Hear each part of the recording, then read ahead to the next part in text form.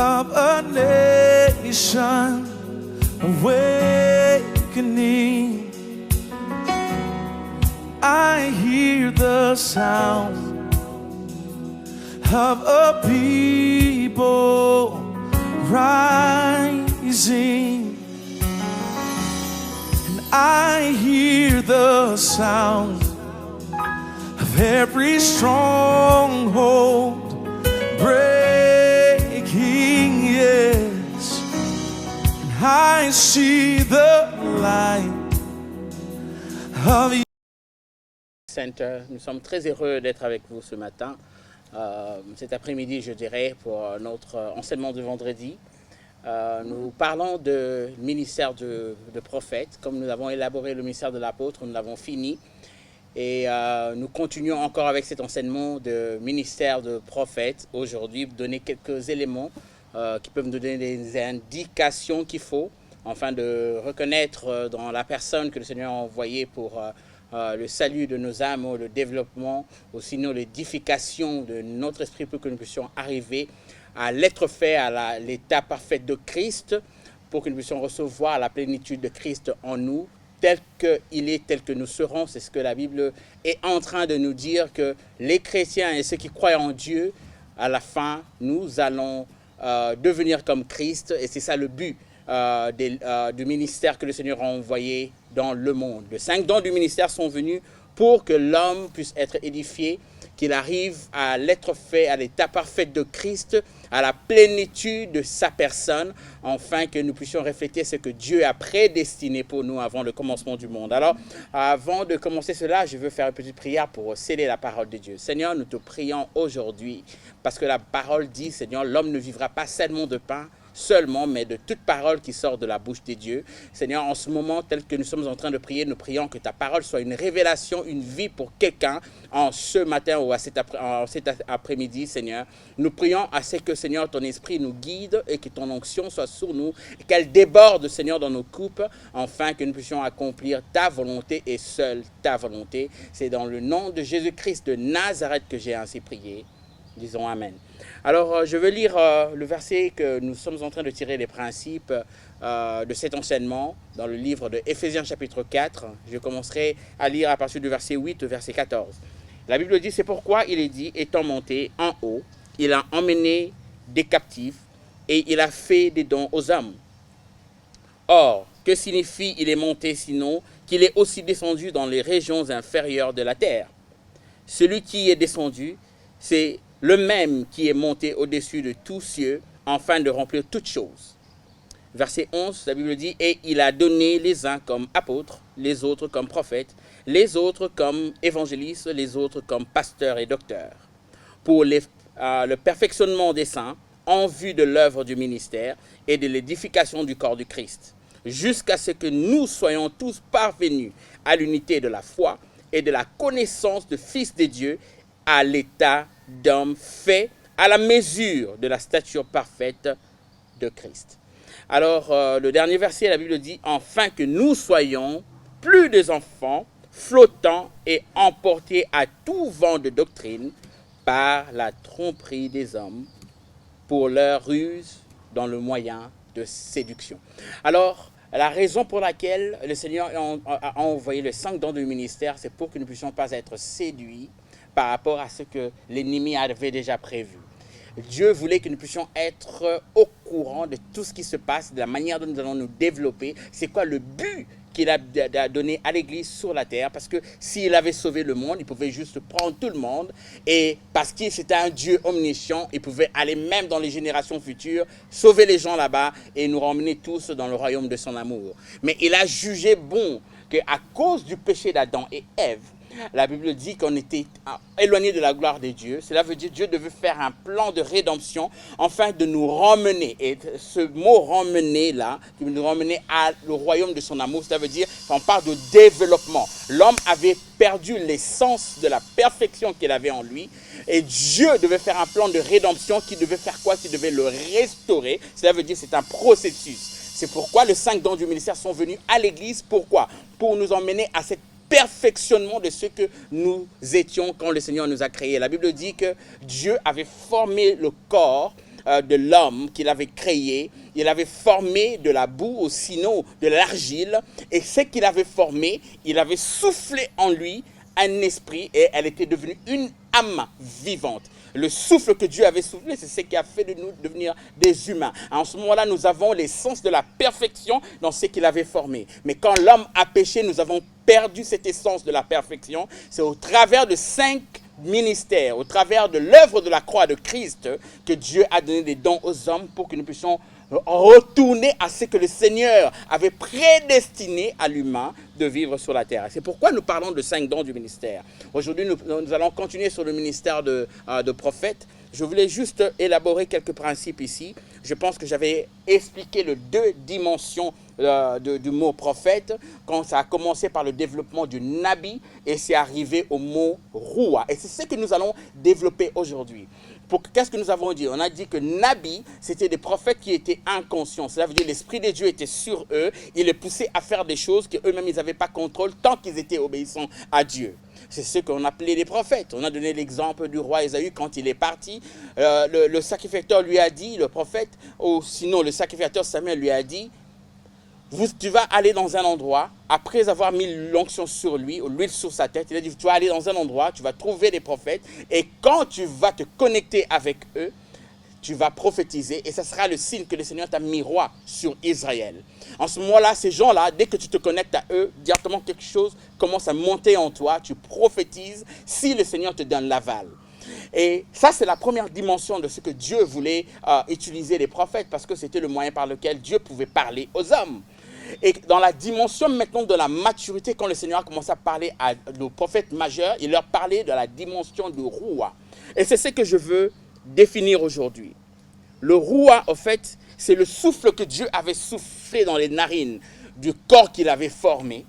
Et elle était devenue une âme vivante. Cela veut dire l'Esprit de Dieu qui était en lui, quand il a soufflé dans les narines de l'homme, la Bible dit qu'elle était devenue une âme vivante. C'est ça le mot roua. Mais le Seigneur, quand il a commencé à développer en fait, le ministère de prophète sur la terre, il avait émergé de Nabi, de le niveau de l'inconscience, et il a fait rentrer l'homme dans la dimension du Roua. Et c'est quoi le Roua? Le Roua, ça parle de 4 dimensions. Quand Dieu avait soufflé en homme dans ses narines, Dieu avait emmené 4 dimensions dans l'homme pour que l'homme devienne une âme vivante. Et c'est ça la dimension prophétique que le Seigneur veut emmener en ce temps, à ce siècle. C'est quoi le Roua? La première dimension du Roua, c'est le vent. Le deuxième, c'est le souffle. Le troisième, c'est la pensée. Sinon, en anglais, on l'appelle the mind. La quatrième, c'est l'esprit. En fait, quand Dieu avait soufflé en l'homme, quand l'homme était devenu une âme vivante, parce que Dieu avait mis ces 4 dimensions en l'homme. Et c'est ça la dimension prophétique que Dieu veut emmener. C'est quoi la première dimension? La première dimension, c'est la dimension du vent. Ça parle de mouvement, ça parle de la conviction, de l'autorité aussi, non, le pouvoir d'être certain dans les choses. La première des choses dans la dimension prophétique que tu vas reconnaître un vrai prophète, la première des choses que tu vas remarquer, c'est le vent qui va souffler sur toi dès qu'il arrive dans ta vie. Si vous avez un prophète dans votre église, quand il déclare des paroles, ou sinon quand il enseigne la parole de Dieu, comme vous savez, les 5 dons du ministère, ce sont des dons d'instruction. Cela veut dire tous les 5 dons, ce sont des dons d'enseignement. Quand il donne l'instruction par rapport à la dimension prophétique que Dieu veut donner dans la vie d'une personne, dans la vie d'un business, dans la vie d'une église, la première des choses que vous allez remarquer, c'est le vent, qui parle du mouvement, qui parle de la conviction, qui parle de l'habilité d'être certaine dans les choses. Vous allez remarquer qu'aujourd'hui, quand nous voyons des prophètes, ils nous poussent à faire des choses que nous ne sommes pas certains. Nous-mêmes, nous avons ni la conviction intérieure que c'est réellement Dieu qui nous demande de faire cela. Et je ne parle pas seulement de prophètes, je parle de mouvements prophétiques. Par exemple, quelqu'un dit que le Seigneur dit qu'il faut que nous puissions donner l'argent à l'église pour construire ceci. Tu ne sens même pas la conviction dans ce qu'il est en train de dire, ni en toi-même, mais tu le fais malgré toi. C'est pourquoi des fois nous sommes déçus, nous avons la déception. Pourquoi? Parce que ce n'est pas un vrai prophète. Parce que le prophète va créer en vous, dans ses paroles, le mouvement qui est le vent, qui est la conviction et l'habilité d'être certain dans ce que tu es en train de faire. La deuxième des choses, c'est le souffle. Le souffle parle de quoi? Le souffle parle de fonctionnement. La Bible dit qu'elle était devenue une âme vivante. Avant, l'homme faisait ses histoires sans comprendre, mais en ce moment-là, il a commencé à fonctionner. Tu remarqueras qu'un vrai ministère de prophète, quand il arrive dans ta vie, non seulement il te donne la conviction, ou bien tu es certain dans ce que tu es en train de faire, mais la deuxième de choses, tu vas commencer à bouger d'un état à un autre. Un véritable prophète te bouge d'un état à un autre. Et souvent, cette mouvance-là de ta vie sera toujours par rapport à la gloire de Dieu. Cela veut dire, ça ne sera jamais pour des buts égoïstes qui va te bénéficier toi-même personnellement. Ça sera non seulement pour toi, mais ça sera aussi pour les gens qui sont tout autour de toi et les gens qui vont en bénéficier. Il donne le fonctionnement. Il doit avoir un mouvement. Si un vent prophétique ou sinon un prophète véritable qui vient dans ta vie, ça te poussera à changer un état à un autre. Ça te bougera d'un état à un autre. Ça t'avancera à un niveau de fonctionnement que tu n'avais pas avant. La troisième de chose dans le Roua, quand Dieu a soufflé dans l'homme, qui est en fait la base du ministère de prophète, c'est the mind. Cela veut dire c'est la pensée. Sinon, on parle de la conscience. Tu peux imaginer qu'il y a des gens qui font des choses sans conscience. Ils ne sont pas conscients de ce qu'ils font. Et ils vous poussent à faire des choses dans l'inconscience. Il y a toujours des messages subliminaux qui font en sorte que vous n'êtes pas conscient de ce que vous êtes en train de faire. Ce qui emmène le regret. Tu donnes tout l'argent que tu avais, après tu commences à raisonner, dire qu'est-ce que j'ai fait. Donc le raisonnement n'est pas là, la conscience n'est pas là.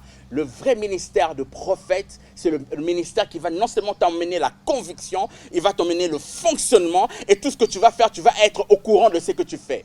Tu seras d'accord avec les décisions que tu prends, tu vas mesurer, cela veut dire ça te donne une dimension d'analyse, de vérifier ce qui est bon et ce qui est mauvais, ce qui est bon et ce qui est meilleur. Il t'emmènera toujours dans une dimension où tu es conscient de tout ce que tu fais. Il n'y aura jamais un état d'inconscience dans ce que tu feras dans ta vie, dans ton business, dans tout ce que tu fais de ta vie. Le véritable prophète t'emmènera la conviction, il t'emmènera le fonctionnement qui est différent de ce que tu faisais avant et il t'emmènera la conscience de ce que tu fais. Et la quatrième, c'est la dimension qu'on appelle l'esprit. Le mot esprit qui est utilisé dans le mot roua, c'est le mot système. Il t'emmènera un autre mode d'opération. Sinon, un système d'opération qui fera en sorte que tu vas vivre selon ces principes-là. Tu remarqueras qu'il y a des personnes qui viennent, quand ils viennent dans ta vie, quand tu finis de faire ce que tu es en train de faire par rapport à ce vent prophétique, non seulement tu as le regret, mais tu n'as pas un système qui est établi dans ta vie, qui t'emmène dans la dimension où Dieu veut t'emmener. Le Seigneur avait maintenant emmené le niveau prophétique dans le niveau de Roua. Pourquoi? Parce qu'il voulait que les gens puissent être conscients, qu'ils puissent avoir la conviction, qu'ils puissent être certains des choses qu'ils sont en train de faire. Et la quatrième de choses, qu'ils puissent avoir un mode, un système d'opération dans leur vie qui va ressembler au royaume de Dieu. Et c'est ce que le prophète amène dans la vie d'un homme ou d'une femme, d'une organisation ou d'une église. Il emmène ces quatre dimensions-là. Quand tu remarques dans ton église, dans ton entourage, tu as des prophètes dans ta vie qui te disent seulement des choses qui sont fantaisistes, qui sont en train de prophétiser sur la nation, sur les analyses humaines, tu remarqueras en ce moment-là qu'il n'y a pas de roua, il n'y a pas une force de conviction, il n'y a pas un mode de fonctionnement, il n'y a pas une dimension où tu établis des principes dans ta vie sur lesquels ça va changer toute la qualité de ta vie et surtout, à la fin, tu ne vas pas raisonner dans ce que tu es en train de faire. Tu remarqueras que ces hommes-là, ce n'est pas des vrais prophètes. Et c'est ça la dimension prophétique que le Seigneur avait emmenée à l'église aujourd'hui. Les gens qui sont conscients de ce qu'ils sont en train de faire. Personne ne va être derrière toi pour te dire que tu dois arriver à l'église tôt. Personne ne doit être là pour te dire que tu dois donner ta dîme et tes offrandes. Personne ne va donner la responsabilité à qui que ce soit dans l'église. Là, maintenant, je parle à l'église de faire des choses qui sont des responsabilités en tant que citoyen du royaume de Dieu. Personne ne te poussera à faire ça. Le vent prophétique que le Seigneur emmène dans la dimension du roi, c'est le vent de la conscience, où les gens sont en train de réfléchir, de raisonner sur les choses que le Seigneur veut qu'ils puissent faire dans leur vie. Parce que premièrement, le Seigneur, c'est notre Dieu personnel, premièrement. Et puis, il est en train d'établir son royaume, ou sinon, sa manière de son mode de fonctionnement dans ta vie pour bénir les autres. Donc, premièrement, tu dois être conscient de ce que tu es en train de faire. Et c'est ça la dimension prophétique que le Seigneur est en train d'emmener à l'église aujourd'hui.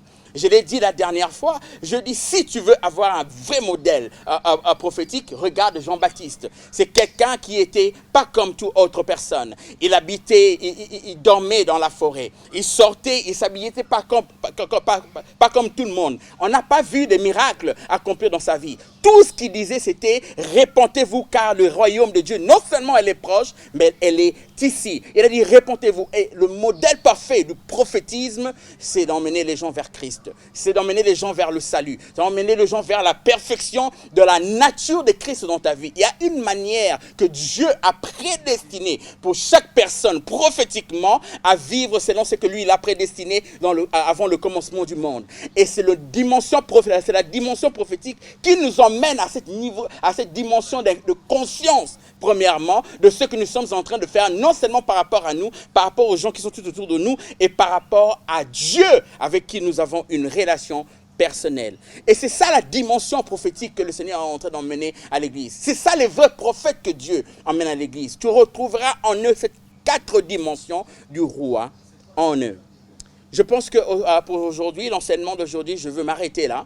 Je vous donne cette portion du roi. Et puis maintenant, je veux donner l'application du véritable prophète dans l'église, ou sinon dans un environnement. Et je veux énumérer certaines choses que le prophète, il est capable d'agir. Parce que je remarque bien, dans le livre de Éphésiens chapitre 4, la Bible nous parle que Dieu a donné des dons aux hommes. Il n'a pas donné de dons à l'église seulement. Il a donné des dons aux hommes. Cela veut dire à tout ce qui est l'humanité. Le 7 maillons de la société, Dieu a donné les 5 dons du ministère pour qu'ils puissent établir quoi? Emmener l'Église à l'être fait, à l'état parfait de Christ, pour que l'Église puisse avoir la plénitude de ce qui est Dieu sur la terre, le représenter dans tous les domaines de la vie, dans le secteur politique, dans le secteur de l'art, dans le secteur économique, financier, dans tous les maillons de la vie. Le Seigneur amène les 5 dons du ministère. Tu remarqueras que ceux qui sont des fanfarons, ceux qui sont devenus eux-mêmes des margoulins, qu'est-ce qu'ils font? Ils restent dans les 4 coins de l'Église et ils abusent les âmes du Seigneur. Pourquoi? Parce qu'ils n'ont pas compris le contexte à laquelle le Seigneur a mené les 5 dons du ministère.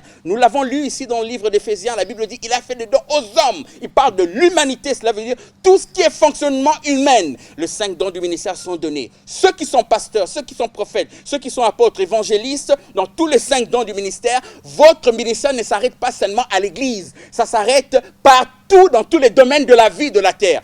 Arrêtez de rester dans l'église, de vous enrichir à l'église. Vous croyez que l'église est devenue vos otages, vous allez les abuser de la manière dont vous les abusez aujourd'hui. Sortez dehors. Cela veut dire, vous savez que la responsabilité, elle est tellement grande, tu ne peux pas aller dans le cercle politique si tu n'es pas allé à l'école. Ça va vous pousser à aller à l'école, à être intelligent pour parler leur langage. Ça va vous pousser à la dimension où vous devez commencer à vous instruire pour que vous puissiez vous relater dans tous ces domaines de la vie. Arrêtez de cloîtrer l'église, arrêtez d'emmener l'église dans l'esclavage, arrêtez de mettre en séquestration les âmes du Seigneur. Pour aujourd'hui, je pense que je dois m'arrêter là. Je vous bénis dans le nom du Seigneur. Seigneur, je prie dans le nom de Jésus. Laisse que cette parole, ces outils qui ont été divulgués en ce moment, Seigneur notre Dieu, que ce soit des outils prophétiques pour un peuple prophétique qui vont arriver à accomplir ta volonté sur la terre dans tous les domaines de leur vie. Je le déclare et je le décrète dans le nom de Jésus-Christ de Nazareth que j'ai ainsi prié. Amen. Je suis toujours en train de remercier IPU pour le travail exceptionnel qu'ils font. Ceux qui ont des projets du type audiovisuel, vous pouvez toujours envoyer, vous allez voir la publicité qui sera jusqu'en bas. Vous pouvez envoyer des emails, vos contacts. C'est dirigé par le prophète Élisée Bumba, qui se situe ici à Kinshasa, qui peut faire un excellent travail pour vos projets audiovisuel, que le Seigneur le bénisse, et je pense que nous allons nous retrouver demain, bien après-demain, qui sera dimanche, pour notre culte dominical. Soyez nombreux, abonnez-vous à notre page YouTube qui va être mise aussi juste en dessous. Vous allez avoir les informations. Si vous voulez rediffuser ce message, vous pouvez le rediffuser. Que le Seigneur vous bénisse.